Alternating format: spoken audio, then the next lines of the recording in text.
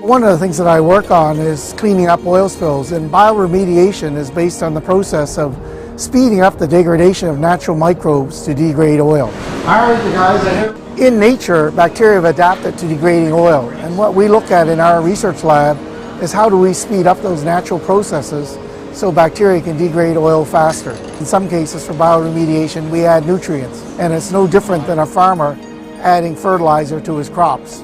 Okay, that's poor. In the event of an oil spill, we're actually working on techniques so we can mitigate and reduce the environmental impacts of oil spills. Everybody is worried about the sustainability of our ocean environment and protecting its living resources, and we're doing that work. When the oil spill occurred in the Gulf of Mexico, because of the scientific expertise we have here in Canada, we were asked to go down there to assist and to set up protocols to ensure that if they added chemical oil dispersants, they worked, and if the oil was dispersed in a plume, where did the oil go? So we took our methodologies down there and we spent 4 months on board research ships.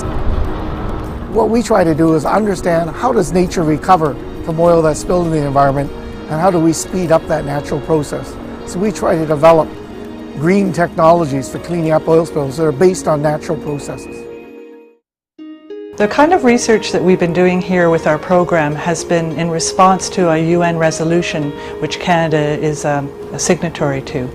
And that's to conserve and protect vulnerable marine ecosystems from the effects of bottom fishing activities. So specifically trawling or long lining or anything that would interfere with the bottom. And the kinds of animals that we're working on are the deepwater corals and sponges, which probably many of you don't realize live in the waters right here off Nova Scotia, because we think of them as being very tropical species.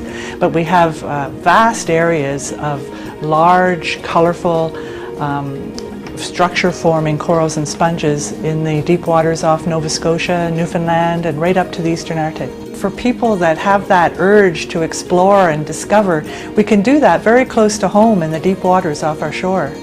Every day is interesting. It's just amazing to look at the ocean floor 3 kilometers down and know no living human has seen this before.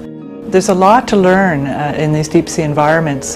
For example, before our pioneering work, the last major research expedition to look in the deep sea was the Challenger in 1883. And so a lot of the specimens we've seen hadn't been seen for 100 years.